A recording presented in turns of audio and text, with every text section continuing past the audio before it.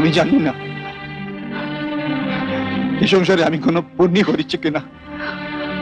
যদি করে থাকি সব পুণ্য আমি তোকে দিয়ে দিলাম। তুই সুখী হ মা, তুই সুখী হ।